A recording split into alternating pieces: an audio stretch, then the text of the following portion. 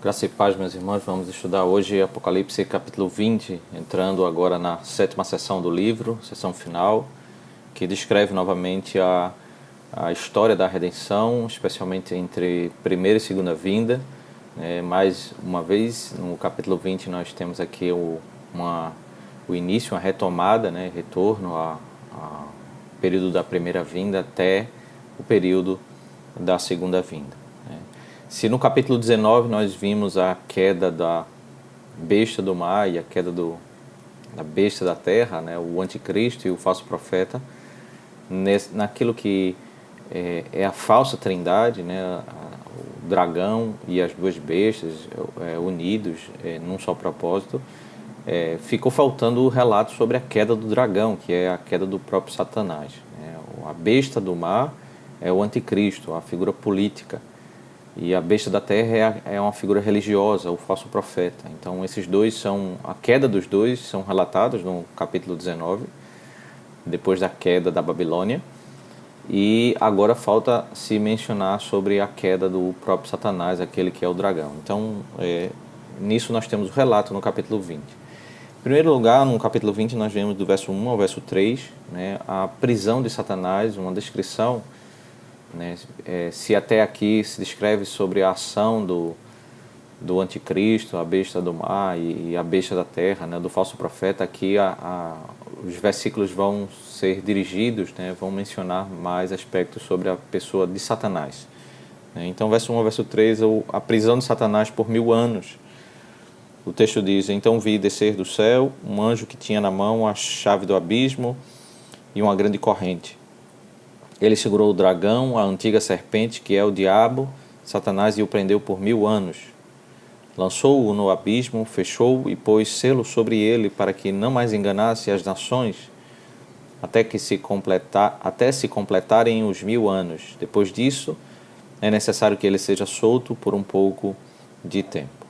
Então há um anjo que desce do céu com a chave do abismo. Ele vem para cumprir as ordens do Senhor. Ele tem a chave nas suas mãos, porque a ele foi entregue, e quem tem as chaves dos céus e da terra, do abismo, é o próprio Deus. Então ele vem com a ordem do Senhor para que ali ele execute uma prisão sobre Satanás.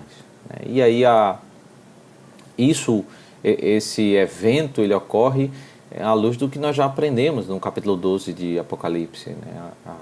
No momento da primeira vinda, na cruz de Cristo, Satanás ele não mais tem essa atuação como acusador. Ele não acusa mais nos céus, ele não mais frequenta os céus, porque ele é expulso dos céus. Há uma expulsão de Satanás e ele perde um pouco da sua atuação. E é sobre isso que o texto está descrevendo. Especialmente fica mais claro no verso 2, quando diz que ele segurou o dragão, a antiga serpente, que é o diabo, Satanás. Então, veja que o símbolo de Apocalipse ele é explicado. O dragão, que é mencionado nos capítulos anteriores, ele diz respeito à pessoa de Satanás. Satanás é aquele que apareceu lá em Gênesis capítulo 3, a antiga serpente, aquele que é o acusador, aquele que é o manipulador da palavra de Deus, para conduzir o homem para o mal, para a destruição do homem. Então, Satanás, o dragão, ele é aprisionado por 1000 anos. Algumas pessoas tendem a relutar a aplicar esse texto à primeira vinda de Cristo por entender que o texto trata sobre um aprisionamento pleno de Satanás, como se ele não mais tivesse nenhuma atuação ou alguma obra nesta vida. No entanto, é o versículo 3 que descreve um pouco dessa característica dessa prisão, porque o propósito da prisão não é simplesmente uma inatividade, mas é um aspecto específico. Ele não mais vai enganar as nações. Então, ele vai ser preso por 1000 anos, que é o período que aqui Apocalipse descreve sobre entre primeira e momentos antes da segunda vinda. Mas no versículo 3 diz: lançou-o no abismo, fechou-o e pôs o selo sobre ele, para que não mais enganasse as nações até se completarem os 1000 anos.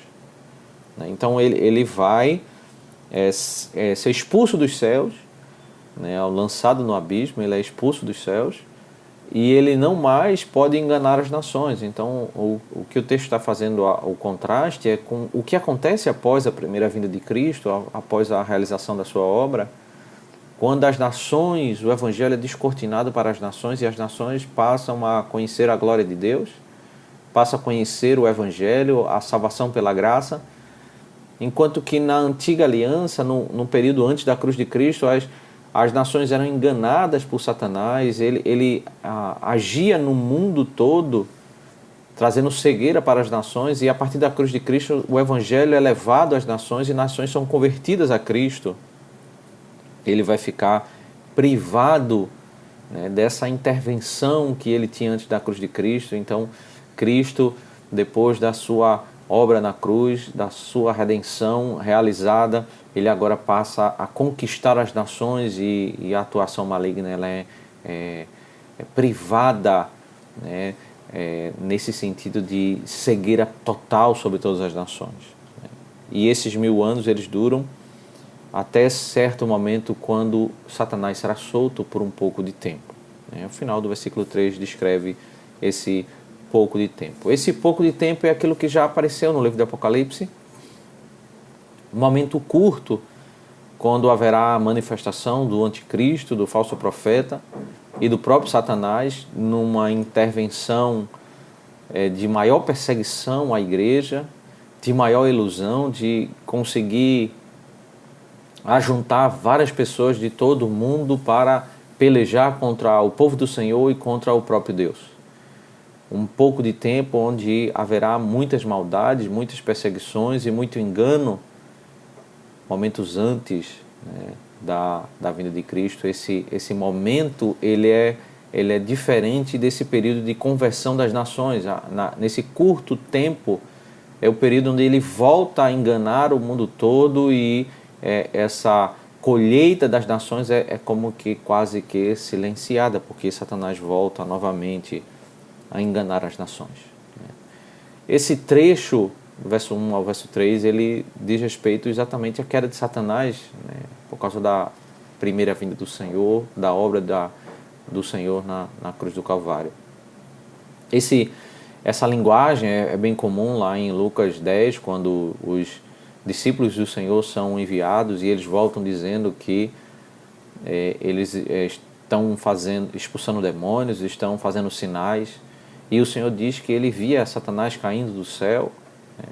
Assim como em João 12:31 a Bíblia diz que Satanás está prestes a ser expulso dos céus, né? O seu príncipe será expulso, né? Uma referência à queda de Satanás por ocasião da primeira vinda do Senhor. Então é sobre isso que o verso 1 ao verso 3 descreve em termos de uma linguagem que se fala de prisão, mas é a privação de Satanás para não enganar mais o mundo como ele enganava antes da obra do Senhor. E nesse período de 1000 anos também é descrito a igreja reinando, né, por 1000 anos, verso 4 ao verso 6, o reinado da igreja, o reino milenar da igreja, né? O verso 4 diz: vi também tronos, e nestes sentaram-se aqueles aos quais foi dada a autoridade para julgar. Vi ainda as almas dos que foram decapitados por terem dado o testemunho de Jesus e proclamado a palavra de Deus. Estes são os que não adoraram a besta nem a sua imagem, e não receberam a sua marca na testa e na mão, e viveram e reinaram com Cristo durante 1000 anos. Então volta a falar sobre 1000 anos, mas agora descreve outro cenário, não o cenário do aprisionamento, mas o cenário de tronos nos céus, e aqueles que são colocados para julgar.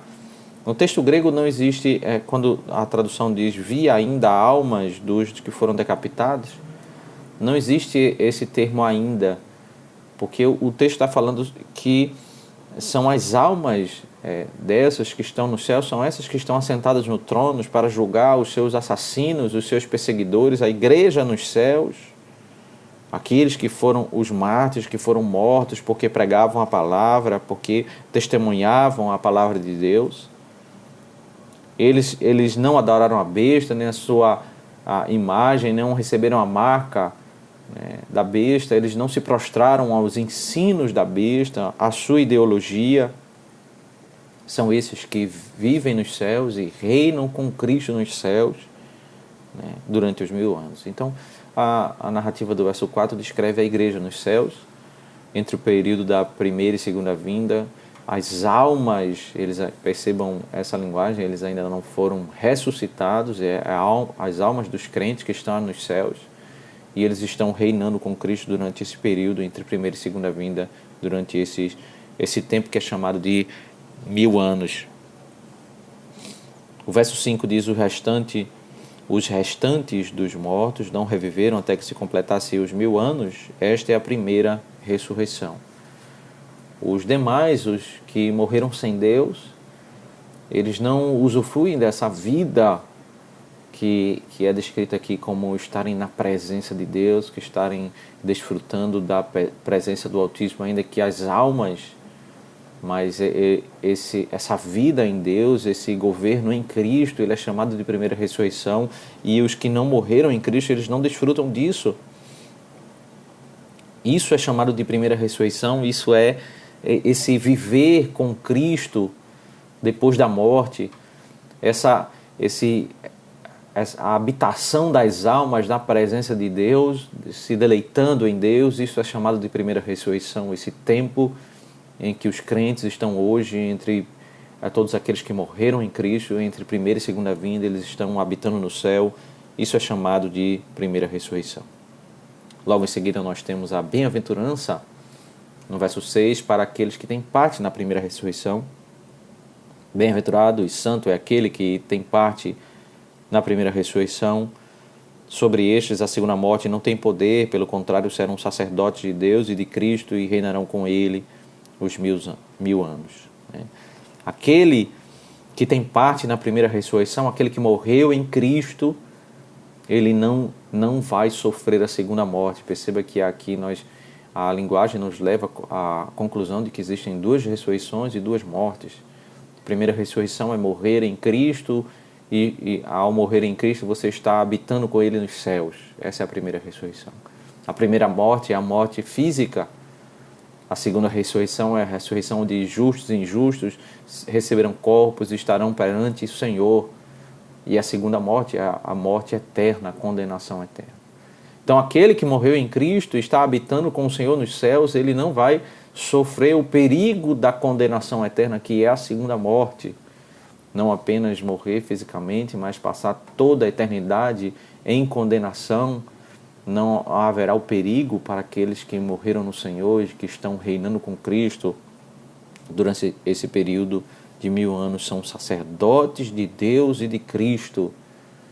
Aquilo que em Êxodo 19, verso 6 diz que nós somos reino e sacerdotes, nós somos reinos sacerdotais. Nós servimos ao Senhor, reinamos com Cristo, somos nele, nós somos sacerdotes, e a igreja do Senhor, que está nos céus, ela usufrui desse período de vida que é chamada nas Escrituras de primeira ressurreição. Logo em seguida, no verso 7 ao verso 10, nós temos a descrição do pouco tempo, o tempo em que Satanás é solto. Aquilo que foi mencionado no versículo 3, no final do versículo 3, o período do término desse aprisionamento, desse período em que ele não está mais enganando as nações, mas vai chegar um momento em que ele vai voltar a enganar as nações.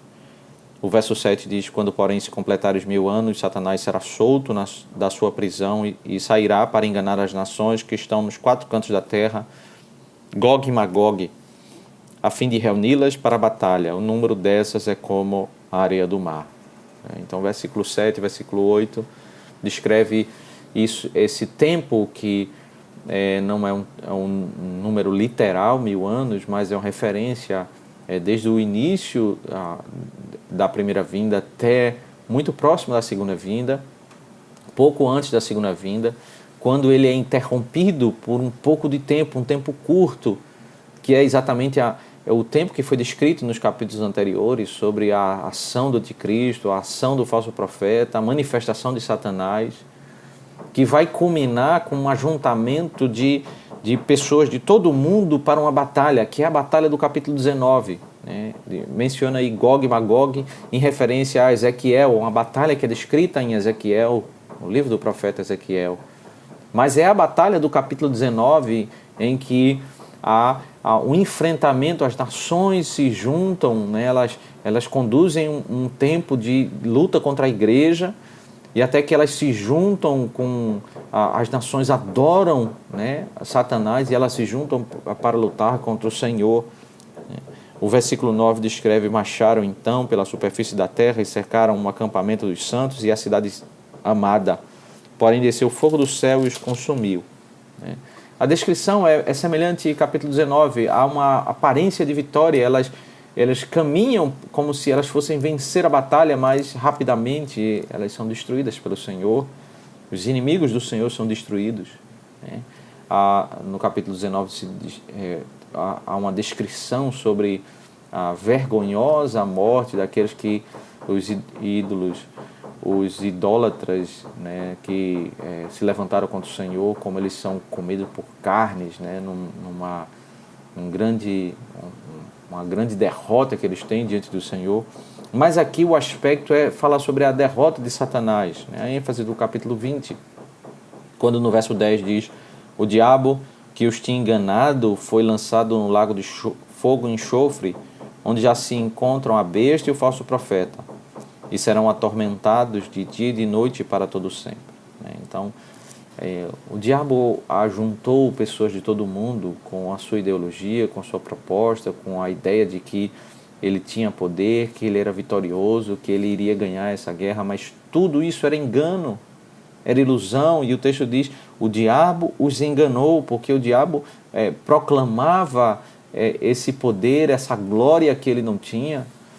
Todo o livro de Apocalipse descreve ele trazendo todos os elementos, né, como se fosse semelhante ao Senhor, como se ele tivesse a glória do Senhor, e por isso as pessoas o seguem, as pessoas o exaltam. Mas no final ele é lançado, e a falsa trindade aqui é lançada no lago de fogo.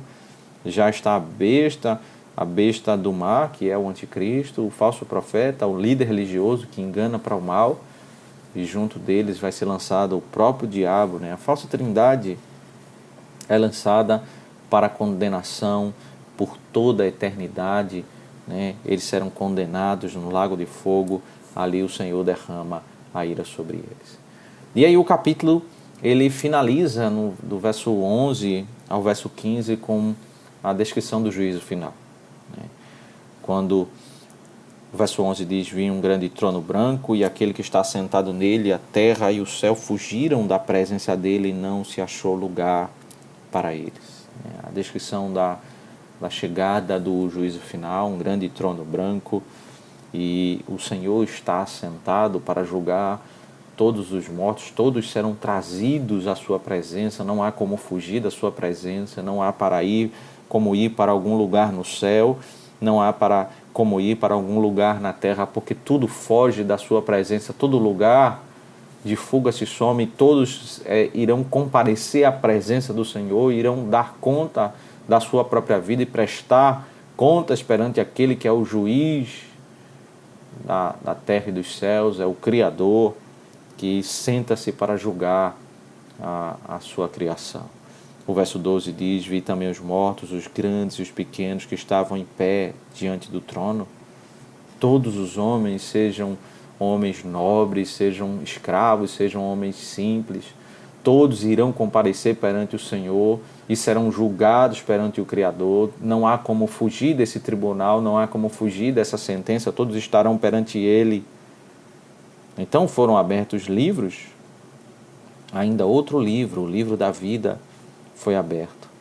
Então há dois tipos aqui de livros: há livros, um conjunto de livros, e há um livro, o livro da vida. E é por meio desses livros que o julgamento vai se desenrolar. E os mortos foram julgados segundo as suas obras, conforme o que estava escrito nos livros. Então, o julgamento será um julgamento pelas obras, pela ação do homem, conforme o que está escrito nos livros, conforme o que está escrito segundo as suas obras. As obras serão julgadas. E a Escritura nos descreve em todo o tempo, desde Gênesis e Apocalipse, que nós somos imperfeitos, nós somos incapazes de, pelas obras, sermos aceitos pelo Senhor. As nossas obras evidenciam a nossa fraqueza, a nossa insuficiência, a nossa imperfeição perante o Senhor. Como só o Senhor é santo e como nós somos pecadores, a Bíblia diz que todos os homens pecaram e carecem da glória de Deus. Todos os homens são imperfeitos, todos fazem o mal, todos não conseguem cumprir a perfeita lei do Senhor. Quando a Escritura diz que todos serão julgados pelas suas obras, significa que todos, pelas suas obras, não serão aprovados pelo Senhor. O verso 13, ainda para intensificar mais isso que ele está dizendo, nos informa que o mar entregou os mortos que nele estavam. Até aquelas pessoas que morreram afogadas, que estavam no mar, elas voltarão e comparecerão todas as pessoas. Não há como fugir desse tribunal, desse julgamento final, de estar na presença do Senhor. Nesse dia, todos os mortos estarão presentes, serão trazidos e estarão presentes diante do Senhor. A morte e o inferno entregaram os mortos que neles havia e foram julgados um por um segundo as suas obras. Quem estava no mar, quem estava na morte, quem estava no inferno, todos serão trazidos e comparecerão diante da presença de Deus, e haverá um julgamento minucioso nas obras dos homens, e um por um será julgado segundo as suas obras. O texto está descrevendo, detalhando como ninguém pode fugir da presença do Senhor. Como esse julgamento será minucioso ao olhar para as obras dos homens, para a ação dos homens. O verso 14 diz: então a morte e o inferno foram lançados no lago de fogo. Esses juízos temporais, a morte é um juízo temporal e o inferno também, eles agora serão tirados, eles não vai mais existir esses juízos temporais, agora são ou é vida eterna ou é condenação eterna. Esta é a segunda morte, o lago de fogo. O lago de fogo, ali onde está o diabo, onde está a besta, onde está o falso profeta, é ali onde toda a eternidade será o lugar de condenação. Ali é a segunda morte, a morte eterna. Não apenas a morte física, mas ali a morte eterna. E se alguém não foi achado inscrito no livro da vida, esse foi lançado no lago de fogo. Pelo julgamento das obras, todos serão condenados, todos serão rejeitados pelo Senhor e não serão aprovados pelos seus próprios comportamentos. Há um conjunto de livros que trazem informações e que dali formam as suas obras. E por outro lado, há o livro da vida. Aqueles que registram, aqueles que foram salvos pelo Senhor, que estão em Cristo, que foram remidos pelo Cordeiro. Aqueles que são adoradores do Senhor, que não aceitaram o nome e a marca da besta, não se prostraram a ideologias e não tiveram nos seus corações as ideologias satânicas desse mundo. Mas aqueles que se renderam ao Senhor, que adoraram o Senhor, que creram no Senhor e foram salvos pela sua graça, eles estão no livro da vida.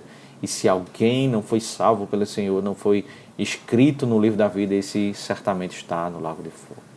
Não há um caminho intermediário, não há purgatório, não há um caminho de reparação. No dia do julgamento final só existem dois destinos: ou vida eterna ou condenação eterna. Ou se está em Cristo e tem a vida para toda a eternidade na presença do Senhor, e pode usufruir daquilo que vai ser descrito no capítulo 21 e 22, ou não está no Senhor e será lançado no mesmo lugar do diabo, do falso profeta e do anticristo.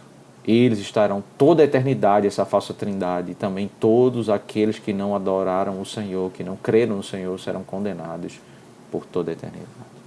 Esse capítulo nos mostra todo o engano das propostas vazias desse mundo, as propostas de Satanás. Ele será derrotado nessa batalha final. Ele que é descrito como o enganador das nações. É exatamente isso que Satanás faz em todo o tempo na história da humanidade. com suas ideologias de vitória, de glória, de felicidade. Ele apenas vai arrebanhando pessoas e vai enganando pessoas, e ele vai conduzindo essas pessoas para o mesmo lugar onde ele vai passar toda a eternidade, o lago de fogo e enxofre.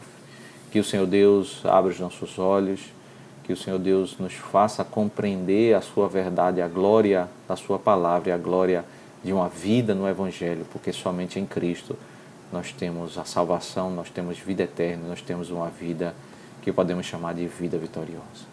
O que há no mundo, nas ideologias do mundo, nos enganos e nos ensinos do mundo é apenas mentira e enganação. E o destino final daqueles que não conhecem a Cristo é a condenação eterna. Só existem dois caminhos, o caminho da vida e o caminho da morte eterna. Que o Senhor nos desperte para entendermos a sua verdade. Deus os abençoe.